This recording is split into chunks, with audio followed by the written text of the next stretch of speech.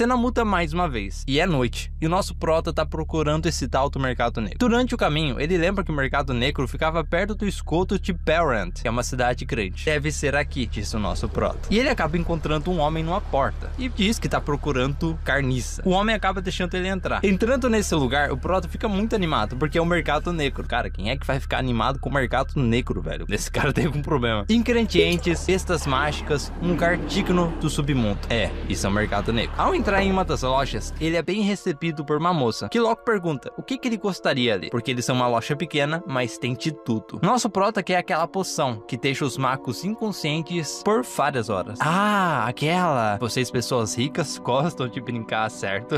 Diz essa moça estranha da loja. Mas do nada, ela começa a falar sobre comprar escravos. E o nosso prota, que não é burro, pelo menos eu acho que ele não é burro, diz que se ela não tem a poção, ele vai embora e só quer a poção, não quer saber de outras coisas. Mas a moça logo diz que ela vai procurar a poção e vai pegar pra ele. Essa máscara que essa mulher usa acaba escondendo a identidade dela, então ninguém sabe se ela é homem ou mulher. Mas dá pra perceber que, né, essas belas montanhas, a gente sabe o que ela é, né? Espere um pouco, diz a moça. Tudo bem, desde que venha, não tem pressa, acaba dizendo o prota. A porta abre mais uma vez e alguém entra. Era claramente a Anne, que queria uma poção forte e que não deixasse rastros mágicos. Ah, isso? Sim, por favor, espera aqui um pouquinho, disse a moça da loja. O prota acaba estranhando essa mulher. Claramente ele não percebeu que é uma das empregadas dele. O cara é um gênio, né? A moça da loja chega com 2 poções. Nosso mano prota diz que elas são bem chamativas. Porém, a moça acaba explicando que quando ela entrar em contato com algum líquido, alguma bebida, ela se mistura, ficando invisível. Uma pequena gota poderia até deixar um elefante dormindo por horas. Nosso prota fica muito surpreso com essa informação. A moça da loja diz que poderiam testar, mas cobrariam valor. E a Anne, que não é a besta, acaba falando que não é necessário. Custariam então 130.000 ml a moeda local. E claramente nenhum dos dois tinha esse valor. Mas a Anne, que não é besta como o nosso prota, ela acaba dizendo que poderia vender uma informação importante. E a moça da loja acaba reforçando que 130 mil é muito dinheiro para qualquer informaçãozinha. Mas a Anne reforça que talvez essa informação pode valer até mais. Tudo bem, a moça acaba pegando a carta e lê a informação. Ela fica muito interessada, mas ela não sabe se essa informação é verdadeira ou não. Mas mesmo assim, ela acaba permitindo que a Anne pegue a poção. A Anne agradece e o nosso prota vai usar o cartãozinho dele para pagar a poção. E essa moça acaba dando mais uma poção para ele. Essa poção combinada com a poção vermelha melhora o efeito. Ele agradece e acaba mencionando sobre a informação. O que era essa informação que ela vendeu? A moça acaba ficando muito feliz por conta disso e diz que eles são velhos amigos. E ela diz que pode falar a informação para ele por um preço bacana, um preço de companheiros. E o prota diz que poderia ser uma coisa perto de 90 mil, talvez? E ela acaba dizendo 900 mil. Não, obrigado. O nosso prota pega e diz isso pra ela e sai da loja.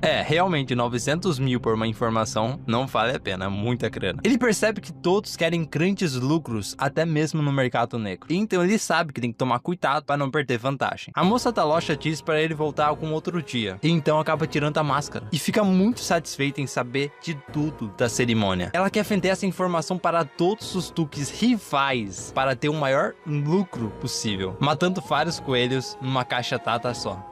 Meus manos, não fiquem com essa mulher, ela é meio maluca. A cena muda e é à noite. Estamos na mansão Campbell. Vemos o prota e o seu pai conversando com um dos duques. Essa é a minha terceira filha, disse esse duque. E essa filha dele acaba estranhando o prota e acaba saindo correndo procurando a mãe dela. É uma desculpinha. O nosso prota acaba se desculpando com o duque, mas ele percebeu que todas, literalmente todas, estão tratando ele assim. E faz muito sentido porque a reputação do cara original dessa história era péssima. O cara era uma pessoa muito ruim. E o pai do prota acaba ficando feliz porque ele vê que o filho dele tá melhorando muito mais do que antes. E o nosso prota diz que vai dar o melhor que ele pode pra tudo ficar melhor. Então, finalmente a terceira princesa do Império chega, a grande alteza Célia, que parece muito a Furina do Genshin Impact. Após a princesa Célia chegar, o pai do prota manda ele dar boas-vindas pra ela. Então, vemos o Moon e a Célia. O prota acaba elogiando a Célia, falando que ela tá muito bonita. E ela acaba estranhando o comportamento dele e agradece. É raro ouvir tais palavras e elogios suas, Moon. O nosso prota fica sem jeito e diz que Serruth não é uma coisa que ele quer fazer. A Célia acaba concordando com ele. Ele diz pra ela descansar, porque o pancake vai ser bem mais tarde. Então ela vai descansar e ela finalmente se foi. A Célia ainda continua se questionando sobre o comportamento do prota. Ele tá muito mais educado e isso é estranho. No meio da festa, chega 2 mulheres. Uma delas é a verdadeira protagonista da história, Ariel Ponkart. A Ariel chega dando um oi pro nosso prota. O Moon iria falar alguma coisa, mas do nada aparece um corto otaku, mandando a Ariel se colocar no lugar dela. O Moon já pega esse otaku e coloca ele no lugar dele. E fala que na verdade ele tá ótimo e ele agradece bastante a preocupação que ela teve com ele. A Ariel estranha na hora. O que tá acontecendo? Esse cara me chamava só de pobre e ele tá me chamando pelo meu nome? O que aconteceu com o cérebro de bolinha dele? Como ele lembra do meu nome? Alguém contou o meu nome pra ele? Alguém tá conspirando contra mim? Eu preciso analisar os meus planos. E nesses pensamentos da Ariel, o Moon acaba lembrando que tem uma outra menina e ela também se assusta. O nosso prota diz que ele nunca poderia esquecer o nome delas porque elas são duas moças muito importantes pra ele. E ele acaba levando um tapa na hora na mão. E quem deu esse tapa foi a Ariel. Ela avisa pra ele sair do caminho dela e não incomodar ela. E as duas acabam indo pra um outro lugar comer polo. Nos pensamentos do nosso Moon, ele sabe que o antigo personagem dele era um idiota. Mas depois de hoje, tudo será diferente. Ele acaba dando um discurso pra todos que estão ali no Império. E o discurso dele finalmente termina. Agora, ele só precisava encontrar a Princesa Célia. Ele acaba encontrando ela bem rapidamente e pede desculpa por deixar ela sozinha. O homem não pode fazer isso com a sua futura esposa. Ele convida ela pra dançar, mesmo com ela estranhando. Mas como hoje é o dia da cerimônia, um dia especial, a Célia acaba deixando. E todos acabam voltando a sua atenção pra eles. Os dois dançam juntos. O nosso prota elogia a Célia mais uma vez, dizendo que ela tem muito talento pra dançar. Ela percebe que ele mudou bastante. Antigamente, ele não era assim. Ele pergunta pra Célia se ele mudou tanto assim. E a Célia lembra que na última vez que ele convidou alguém pra dançar com ele, ele disse bem assim pra mulher: mulher, fique feliz, pois eu, o Moon, mostro misericórdia para te dar o direito de dançar comigo. A Célia imitou ele certinho e ele ficou bem de cara. O nosso mano Moon acaba dizendo pra ela esquecer esse passado horrível e focar num novo presente com ele. No meio da dança, ele pede para ela ir no quarto dele depois que a dança terminar. Ela pensa que eles teriam uma luta corporal bem quente, mas não é isso que ele quer com ela. Ele apenas quer conversar sobre o futuro deles, o casamento deles e do Império. Ele explica que o casamento deles é forçado, já que eles não gostam um do outro. Tudo isso só para o rei conseguir manter contato com o pai do nosso prota. E o nosso prota acaba falando que eles podem sim parar esse casamento. A Célia acaba entendendo na hora, e ela fala que eles precisam resolver isso agora, conversar sobre isso agora. O Moon percebe que ela caiu na isca dele. Mas aonde que fica o quarto dele? Se pergunta a Célia. A Célia acaba puxando ele pro quarto dele com muita força. E então vemos duas empregadas bem peculiares que acabam dizendo que devem ficar de olho neles. A cena muda pro quarto do prota, e ele acaba oferecendo um vinho pra Célia. Mas a Célia não bebe vinho. Ela não bebe nada que faz mal. Enquanto isso, nosso prota tá tentando envenenar a Pepita, mas ele não sabe como fazer isso. Já que ela não pode tomar vinho, o prota sugere que ela tome chá preto, e ela acaba aceitando, mesmo em dúvida. Nosso prota vai lá e prepara o chá preto, tanto um sorriso bem grande. A Célia, nos pensamentos dela, acaba estranhando tanta felicidade dele ao fazer um simples chá. E então vemos o nosso mano Moon colocando as poções no chá. A Célia acaba aparecendo e perguntando se ele não terminou ainda, e ele diz que tá quase lá. Ele acaba pedindo pra ela se sentar e esperar um pouquinho, que já vai estar pronto. Finalmente ela se foi. O Moon ficou com muito medo porque ele quase foi pego. E então, pra sorte dele, boa parte da poção caiu no chão. E ele percebe que vai ter que colocar o que sobrou da poção no chá. Finalmente, ele vai entregar o chá. A Célia peca e olha o chá com um olhar bem sinistro. Esse chá preto, ele é meio vermelho até demais. Ah, é uma variação das fazendas da minha família. E é chamado de Grande Hop Vermelho. E sim, esse é o nome que ele inventou na hora. Bem, se é assim,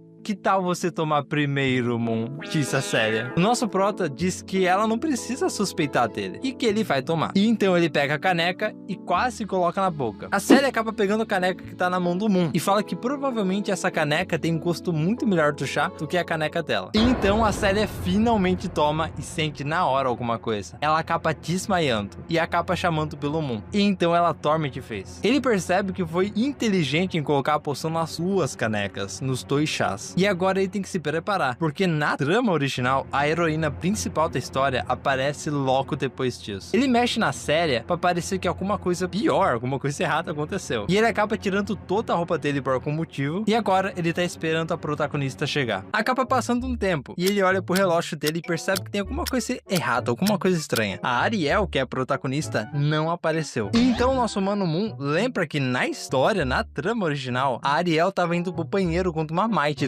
doente, deixa cair chá na roupa dela. Só que no caminho do banheiro, ela acaba ouvindo barulhos no quarto do Moon e ela entra pra ver o que tava acontecendo. Só que o nosso prota percebe que essa Mighty doente era a Noel. E como ele mandou a Noel descansar, ele tecnicamente mudou o destino da história. Ou seja, a Ariel, que é a protagonista, a heroína principal da história, ela nunca vai aparecer. E levemente a Célia ali no fundo começa a acordar.